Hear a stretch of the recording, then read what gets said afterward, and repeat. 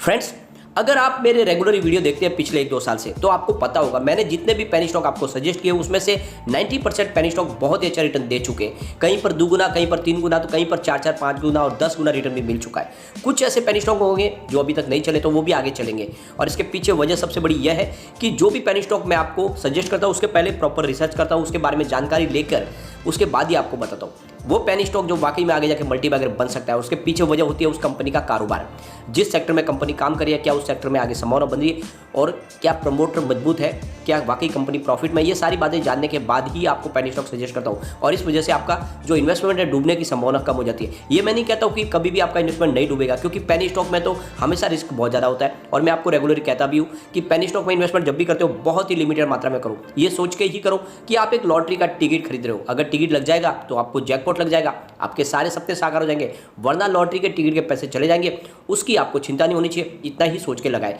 फिर भी मेरी कोशिश रहती है कि आपका जो भी रिस्क है उसको मिनिमाइज करने की कोशिश करूं, और आपका प्रॉफिट जितना मैक्सिमाइज हो सके उतनी कोशिश करता हूं। और आज मैं जो आपको 2 पेनी स्टॉक बताने वाला हूं ये ऑलरेडी मैंने बहुत पहले बता दिए थे, काफ़ी अच्छा दौड़ चुके, लोगों को मालामाल कर दिए, लेकिन यहाँ पे रुकने वाले नहीं है, ये लगातार दौड़ रहे हैं और आपके निवेश को कई गुना बढ़ा सकते हैं। तो फ्रेंड्स, एक एक करके इनको डिस्कस करेंगे और जानने की कोशिश करेंगे क्या ये हमारे सपने साकार कर सकते हैं। लेकिन फ्रेंड, उससे पहले अगर आप पहली बार हमारे चैनल पे आए तो चैनल को सब्सक्राइब कर दीजिए, एक बेल आइकॉन दबा दीजिए ताकि जब भी नया वीडियो बने पहला नोटिफिकेशन आपको मिले। वीडियो पसंद आए तो लाइक शेयर जरूर कीजिए। चलो फ्रेंड, वीडियो स्टार्ट करते हैं। पहला हमारा पेनी स्टॉक है वो है सेलिब्रिटी फैशंस लिमिटेड। यह 1988 में बनी हुई स्मॉल कैप कंपनी है जिसका मार्केट कैप 93.27 करोड़ रुपये का है। कंपनी टेक्सटाइल का कारोबार करती है। Q3 में कंपनी की टोटल इनकम 98.06 करोड़ रुपये निकल कर आई है, जो 15.20% है पिछले क्वार्टर से, यानी Q2 से। Q2 में इनकी टोटल इनकम 85.12 करोड़ रुपये थी और 87.64% ज़्यादा है पिछले साल सेम क्वार्टर से। पिछले साल सेम क्वार्टर में इनकी टोटल इनकम 52.26 करोड़ रुपये थी और कंपनी ने net profit after tax 2.79 crore रुपये का बताया, 97 करोड़ रुपये का बताया। तो आप ईयर ऑन द बेसिस देख लो या क्वार्टर बेसिस देख लो, तो लगातार इनकम बढ़ रही है कंपनी की। अब इसकी परफॉर्मेंस देखें तो स्टॉक 17.95 पर आ चुका है, जहाँ पे 5% का अपर सर्किट लगा है बुधवार के दिन। ये स्टॉक की अगर हाई देखें हम तो 223 की थी 13 जनवरी 2006 को, यानी लगभग 200 को पार कर चुका था स्टॉक। इसकी लो देखें तो 7 अगस्त 2020 को ये मात्र 3.90 पर था, और आपको ध्यान नहीं होगा ये स्टॉक लगभग मैं 4-5 बजे सजेस्ट कर रहा हूँ, बहुत ही शानदार इसने रिटर्न दिया लोगों को। और यहाँ पे आप देखोगे तो पिछले 1 साल के हिसाब से इसकी प्राइस 5.40 पर थी 16 अप्रैल 2021 को, तो उस हिसाब से भी काफ़ी अच्छा रिटर्न दे चुका है। पिछले अगर 6 महीने पहले भी जिसने निवेश किया होगा उसको भी काफ़ी अच्छा रिटर्न मिला है, यानी 70% रिटर्न मिला, क्योंकि 10.05 की प्राइस थी इसकी 19 अक्टूबर 2021 को। तो ये स्टॉक लगातार अच्छा रिटर्न दे चुका है। और यहाँ पे आप देखोगे तो इसकी 21 की हाई बन चुकी थी 11 जनवरी 2022 को, उसके बाद करेक्शन भी हुआ, अब स्टॉक फिर से दौड़ने को तैयार हो चुका है। यहाँ पे अगर हम इसके शेयर होल्डिंग पैटर्न को डिस्कस करें तो प्रमोटर की होल्डिंग 41.82% है, जो 3 क्वार्टर से अनचेंज है। तो ये शेयर होल्डिंग पैटर्न हमारे पैमाने पे खराब होता था, क्योंकि 30% से ऊपर शेयर होल्डर की प्रमोटर की होल्डिंग है। और यहाँ पे कुछ इनके गिरवी शेयर है, जो चिंताजनक बात तो है। 65.57% की होल्डिंग इन्होंने गिरवी रखी हुई है, और इसका जो रकम है इसका इस्तेमाल उन्होंने अपने कारोबार को बढ़ाने में किया है।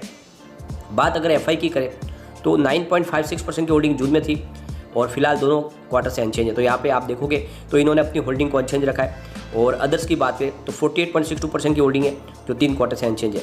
अब यहाँ पे आपको ध्यान रखने वाली बात है कि सेलिब्रिटी फैशन इंडिया के अलावा एक्सपोर्ट का कारोबार भी करती है, विदेशों में भी इसका कामकाज है, और इनके खुद के एक मजबूत ब्रांड है, और टेक्सटाइल में इनका बहुत बड़ा नाम है। रिटर्न को अगर देखें तो आप ये देखो कि पिछले 5 साल के हिसाब से इसने 9% का पॉजिटिव रिटर्न दिया है, 3 ईयर के हिसाब से 111% का पॉजिटिव रिटर्न दिया है, 1 ईयर के हिसाब से 231% का पॉजिटिव रिटर्न है, 3 मंथ के हिसाब से 7.91% की गिरावट है, 1 मंथ के हिसाब से 16.08% का पॉजिटिव रिटर्न है, 1 डे के हिसाब से 5.25% की पॉजिटिव रिटर्न है। तो पिछले 5 साल में आपको 3 मंथ के हिसाब से ही मामूली गिरावट देखने को मिलेगी, बाकी इसने बहुत ही शानदार रिटर्न दिया है लोगों को। अब इसका मार्केट कैप देखें तो 93.06 करोड़ रुपये का है। अर्निंग पर शेयर EPS इसका 1.33 है। Price to earning P ratio इसका 13.55 है। बुक वैल्यू पर शेयर 2.68 है। प्राइस बुक MRQ इसका 6.72 का है। प्राइस अर्निंग TTM 6.89 है। ROC इसका 0.28 है। PAT मार्जिन इसका -2.39 है। फेस वैल्यू 10 रुपीज़ है। तो फंडामेंटल ठीक ठाक है, इसमें कोई खास बात दिखाई नहीं देगी। लेकिन इन्होंने जो Q3 का रिजल्ट पेश किया बहुत ही बेहतरीन है। रेवेन्यू 96.98 करोड़ निकल कर आया, जहाँ पे 85.57% की ईयर ऑन बेसिस पे बढ़त देखने को मिली। नेट इनकम 2.97 करोड़ रुपये के, जहाँ पे 318.31% की ईयर ऑन बेसिस पे हमें बढ़त देखने को मिली। डायलूटेड EPS 0.62 रहा है, जहाँ पे 313.33% की ईयर ऑन बेसिस पे बढ़त देखने को मिली। नेट प्रॉफिट मार्जिन 3.06% रहा है, जहाँ पे 125% की ईयर ऑन बेसिस पे बढ़त देखने को मिली। तो बहुत ही शानदार इन्होंने Q3 का रिजल्ट पेश किया, और आप देखोगे लॉकडाउन के बावजूद इतना जो शानदार रिजल्ट है, इस बार तो रिजल्ट और भी बेहतरीन रह सकता है। तो ये बहुत तेज़ी से और अपर सर्किट में ही ऊपर तक जा सकता है इसका स्टॉक। अगर हम इसके रेवेन्यू को देखें तो दिसंबर 2020 में 52.26 करोड़ रुपीज़ का था, मार्च में बढ़कर 89.78 करोड़ रुपीज़ हो गया, जून में 52.71 करोड़ रुपीज़ का रेवेन्यू मिला, सितंबर 2021 में 85.35 करोड़ रुपीज़ का रेवेन्यू और दिसंबर 2021 में 96.98 करोड़ रुपीज़ का रेवेन्यू। तो आप देखोगे तो लगभग दुगना हो गया पिछले दिसंबर से दिसंबर में रेवेन्यू, जिससे एक बात समझ में आ रही है कि कंपनी का कारोबार बहुत तेज़ी से बढ़ रहा है। प्रॉफिट को देखें तो दिसंबर 2020 में 0.71 करोड़ रुपीज़ का था, मार्च में 1.69 करोड़ रुपीज़ का प्रॉफिट मिला है कंपनी को, जून में 0.94 करोड़ रुपीज़ का प्रॉफिट, सितंबर में 1.27 करोड़ रुपीज़ का प्रॉफिट, लेकिन दिसंबर में बहुत ही बड़ा उछाल आया, 2.97 करोड़ रुपीज़ का प्रॉफिट हुआ।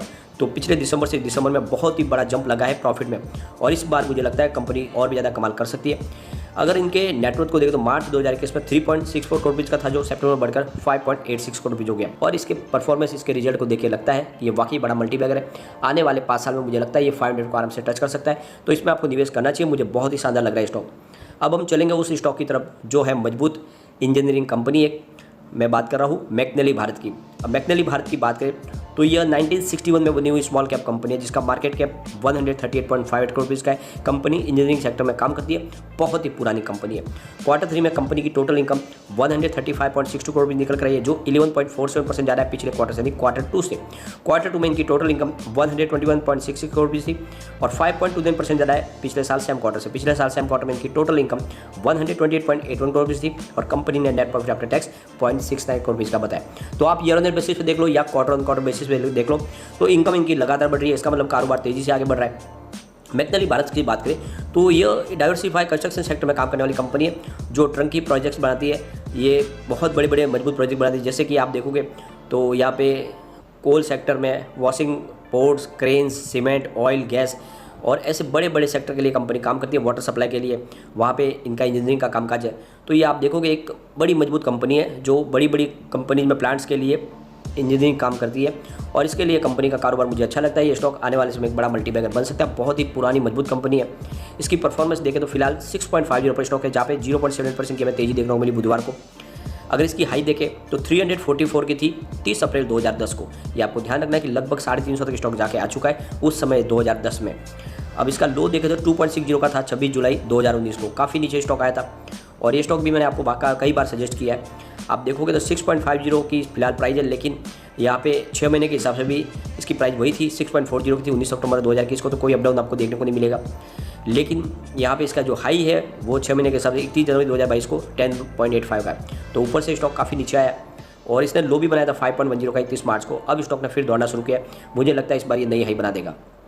यहाँ पे अगर हम शेयर होल्डिंग पैटर्न को डिस्कस करें तो प्रमोटर की होल्डिंग 32.79% है, जो 3 क्वार्टर से अनचेंज है। तो बिल्कुल हमारे पैमाने पे ये स्टॉक खरा उतरता है, क्योंकि शेयर होल्डिंग पैटर्न में प्रमोटर की होल्डिंग 30% से ऊपर है। एक बहुत ही अच्छी बात यह है कि इन्होंने अपने गिरवी शेयरों को छुड़ा लिया है। आप देखोगे सितंबर और दिसंबर में यहाँ पे 9.42% की होल्डिंग की गिरवी थी। इस बार पूरी तरह से क्लियर हो चुका है, सारे इन्होंने शेयर अपने गिरवी छुड़ा लिए, जो एक बहुत बड़ा पॉजिटिव ट्रिगर इसके लिए। अब बात करें एफआई की, तो यहाँ पे दिसंबर और सितंबर में कोई होल्डिंग आपको दिखाई नहीं देगी, लेकिन एफआई ने भी यहाँ पे एंट्री कर लिया, 0.02% होल्डिंग मार्च में ले लिया। और इसीलिए मैं कहता हूँ कि ये एक छुपा हुआ रुस्तम है, ये जैकपॉट लग सकता है आपके लिए। आप देखोगे प्रमोटर ने अपनी होल्डिंग पूरी तरह से फ्री करवा ली है। यहाँ पे एफआई ने होल्डिंग अपनी एंट्री शुरू कर दी है। डीआई की बात करें तो 0.04% की होल्डिंग 3 क्वार्टर से बनी हुई है, और अदर्स की बात करें तो 67.17% की होल्डिंग 3 क्वार्टर से अनचेंज है। तो ये शेयर होल्डिंग पैटर्न बहुत ही शानदार है। क्यों? क्योंकि प्रमोटर ने अपने गिरवी शेयर को छुड़ा लिया, एफआई की एंट्री हो चुकी है, डीआई ने अपनी होल्डिंग बना के रखी हुई है। इससे एक बात तो समझ में आ रही है कि इस बार ये रॉकेट बनेगा स्टॉक। अब देखें इसके रिटर्न को, तो पिछले 5 साल के हिसाब से 86% का निगेटिव रिटर्न मिला है, 3 ईयर के हिसाब से 6% का निगेटिव रिटर्न है, 1 ईयर के हिसाब से 9% का निगेटिव रिटर्न है, 3 मंथ के हिसाब से 22% का निगेटिव रिटर्न है, लेकिन 1 मंथ के हिसाब से 16% का पॉजिटिव रिटर्न है, 1 डे के हिसाब से 1.55% का पॉजिटिव रिटर्न है।